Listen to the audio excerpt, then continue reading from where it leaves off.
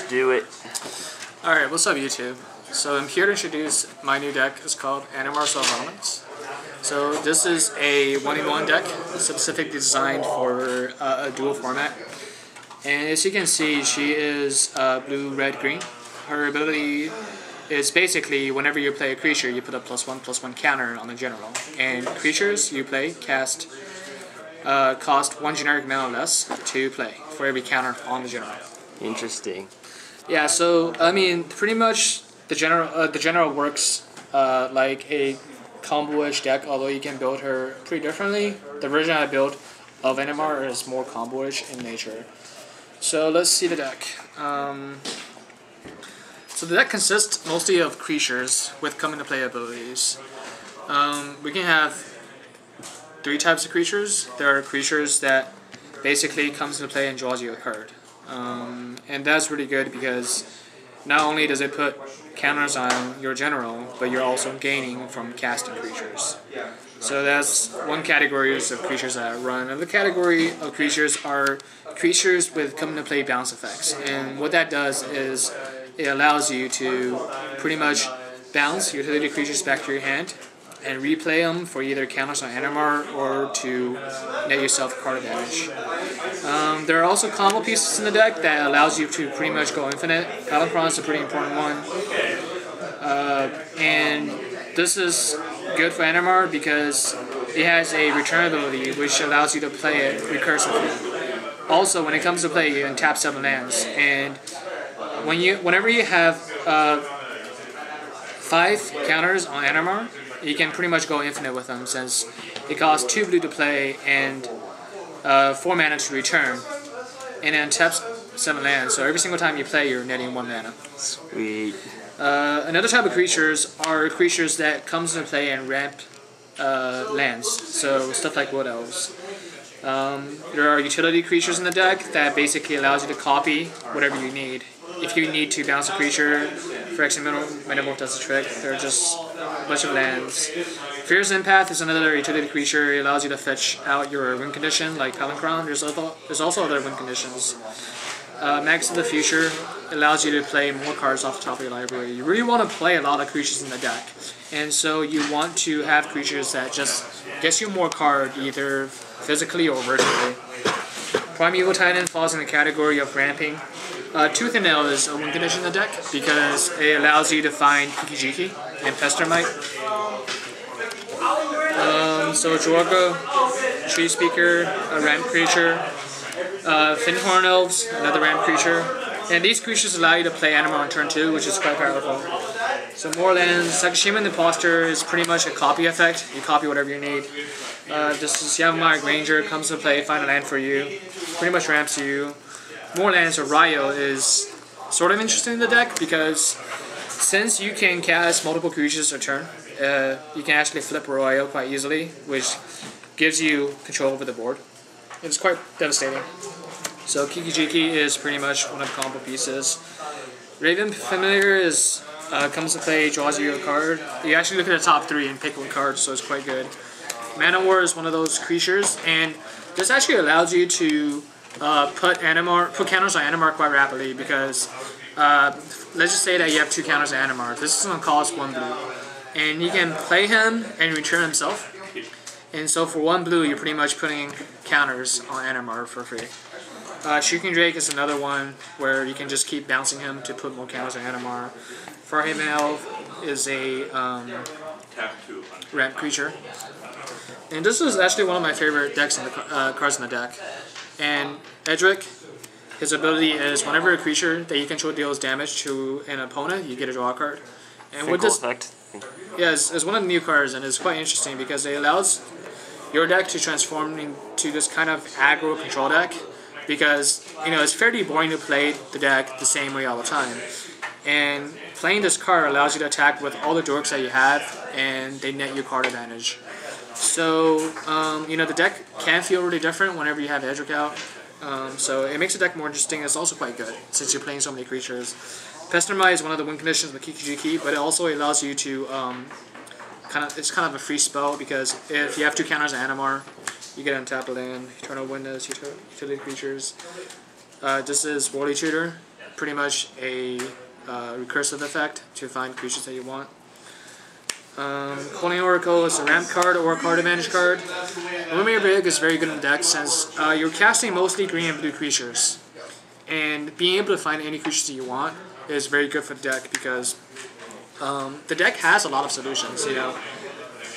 You have cards that draws you a card, cards that bounces, cards that steal creatures, cards that destroy permanents. So being able to find the card that you want in a given situation is quite important for the deck, especially since you're playing one-on-one and your opponent could be playing any given deck that requires you to have sort of this flexibility about playing the deck. Regal Force is quite good. Number one, you can natural order into Regal Force. And a lot of the creatures are green, so you're drawing tons of cards off him. Plus, he's also very good with bounces. So you can play Regal Force for 3 green, bounce him, and play him again, which is very, very nice. Weird Harvest is one of the conditions in the deck because, for example, if you generate infinite mana with a deck, right, you can pretty much draw your entire deck out and just win on that turn. Also, this card is there to grab the combo pieces that you want.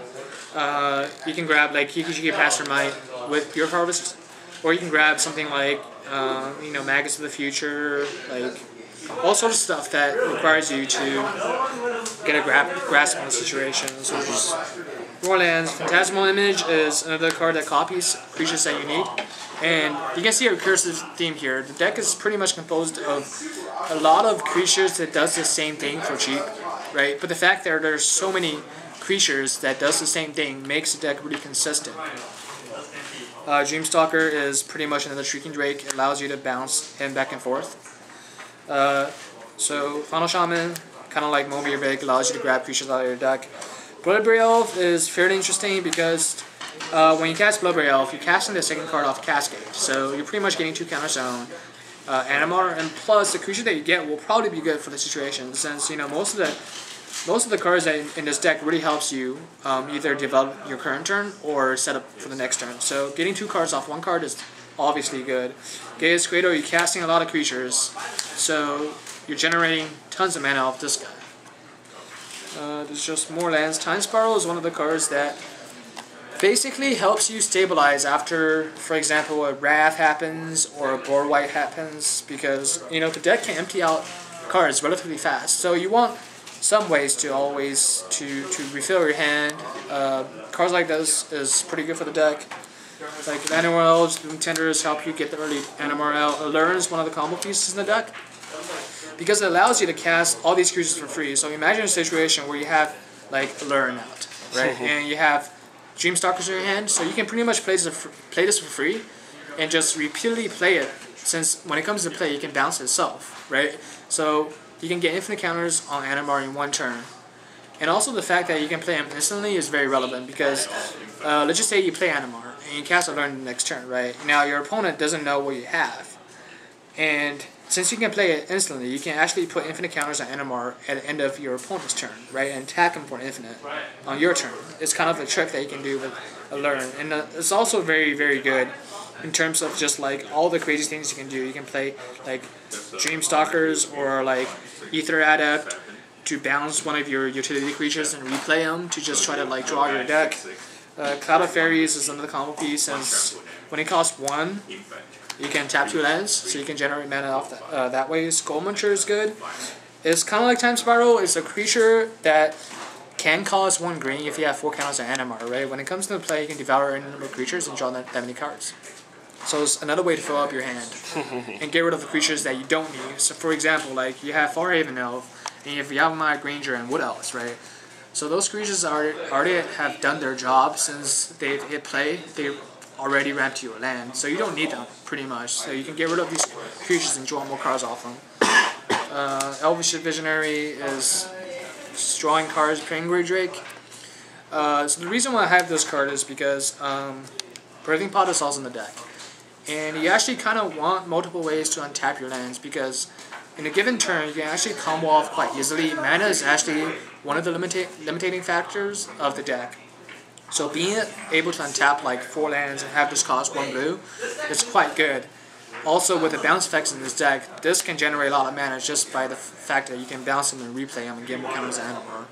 Genesis Wave is obviously good. You're playing mostly all permanents, so this is going to hit for like quite a bit. Solon is pretty much a land ramp card that can cost 0, and also it's pretty good. I thought it was getting pretty expensive. Yeah, they're getting pretty expensive. Earthcraft is a combo piece in the deck because you play a creature, you're getting counters on Animar, right? So you're tapping this to untap your basic lands to generate more mana. So in a given turn, you can pretty much play out your entire hand for free because every single time you play a creature, you generate mana. And it's also quite good because, like, for example, if you have Earthcraft in play, right, and you have Shrieking Drake, that costs 1 blue. So every single time it comes into play, you can actually tap the creature with the bounce trigger on the stack, generating 1 blue, right? Have it return to your hand and casting it again. So you're pretty much like casting the creature for free and having infinite counters on Animar. So it's quite good in the deck. More dual lands. Gilded Drake is some sort of control. What happens with this deck is that people tend to grab Animar a lot because if you have Animar on the field, you're pretty much going to win the game if they don't deal with Animar. So, and also the protection from white and black means that it's pretty hard to remove it. So what ends up happening is that blue is actually the most common way to remove Animar since you can steal it pretty easily. And so what you really want to do with this deck is have multiple ways to get Animar back. Stuff like bounce effects, stuff like Gilded Drake that grabs Animar back. Arbor Elf is another ramp card. Survival of the Fittest is a combo piece.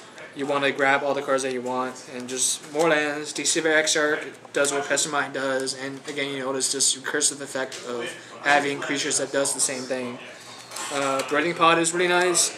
It kind of makes your deck, like whenever I have Breathing Pod with this deck, I kind of play differently because instead of worrying about comboing off, I'm more worried about getting the maximum value for Breathing Pods because you can take advantage of the common play effects, and since this card gives you a degree of freedom in terms of finding what you need in a given situation, you're playing this deck out more as like a value, like incremental advantage deck. So having Breathing Pod in your opening hand kind of changes the way the deck plays. And again, there's something that I like because instead of just trying to combo off or playing aggressively, this does change the way that you play. Skull Clamp is obviously good in the deck because you're generating massive card advantage. All your creatures have mostly 1 toughness, especially creatures that you don't care about. All you want to do with this card is get rid of the creatures you don't care about and get more feel for comboing off. More lands. Venser is really good. So Slither Muse is kind of interesting because one of the things about this general is that it reduces the cost of creatures, and Evoke is pretty much a cost to cast a creature, so it actually reduces the evoke cost, and the same goes for morph cost. Well, not the morph, but like playing the morph for 3 colors mana, you can reduce that. So for 1 blue, you can pretty much draw the difference in terms of your hand and your opponent's hand. And usually, you're gonna have less cards than your opponent, so this is like kind of like Time Spiral, kind of like Skull Molcher as a way to refill your hand. These are just more creatures to draw cards. More ramp cards. Glimpse of Nature is one of the centerpieces of the deck because you're playing out your hand and you're drawing cards off your creatures. Opposition is really good because you're going to have more creatures than your opponent most of the time. It's the creature-centric deck, and this allows you to control the board because you can either tap down their lands on their turn with your creatures, or you can tap down their blockers, allowing for a fairly huge Animar to get through and hit them for general damage. Lotus Cobra, sort of Feast of Famine is quite good because it allows you to get more mana and cast more spells. Intruder Alarm is a combo piece because it allows you to generate mana off your mana dorks. So if you have something like Bloom Tender that taps for 3 mana, right? Every single time you play a creature, you're untapping Bloom Tender, and that turn you're going to have a lot of mana at your disposal to cast whatever you want. Tidespell Tyrant is one of the win conditions of the deck because you can pretty much bounce everything, and since everything has a come to play effect, it's quite good. Sylvan Library is there for card advantage. Priest of Titania, Burst of Paradise is for the mana. Same thing with Wall of Roots. And Natural Order is there to pretty much get you Regal Force or Primeval Titan, depending on which one you need at the moment. And Cloudstone Curio is another combo piece, since what you really want to do is you want to take advantage of all the counter play effects, and stuff like Tidespell Tyrant and Cloudstone Hero allows you to recycle those effects. And the combination of all of these cards really makes the deck devastating because number one, it's consistent. Number two, this deck is actually relatively cheap to build, which is something that I like about it because the only really expensive cards are like here, Survival of the Fittest is a $25 card, maybe 20. Time Spiral is pretty expensive. You don't even need Time Spiral. You can get like Wheel of Fortune. It just does the job quite well. Like besides the lands, which you might or might not need because you don't necessarily have to run dual lands or shock lands. Like all these creatures are cheap. Arbor Elf, Boom Tender, Wall of Roots, Birds of Paradise. All these creatures are efficient, and the fact that you can build a deck on a low budget and have it come out to be a relatively powerful deck is definitely something that you guys should try. And again, this is Animar, Soul Elements, and thank you guys, YouTube. Hope you guys enjoyed. Can we take a look at the land base? Sure. Let's look at that. The land base. Sure. Let me just.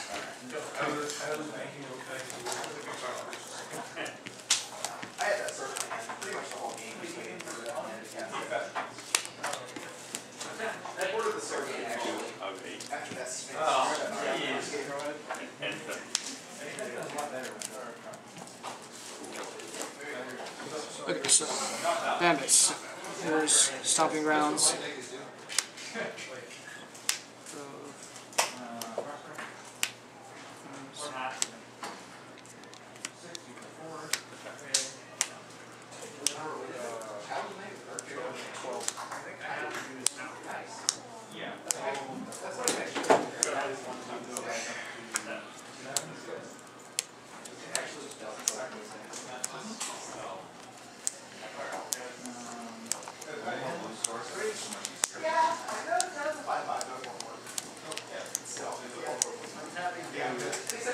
Was that Treetop Village back there? No, it was a breeding pool. This is Animar Reborn, and it comes to play with a +1/+1 counter. And so when you play your general, you can actually get a free counter on Animar. I see. Which is somewhat tech in the deck.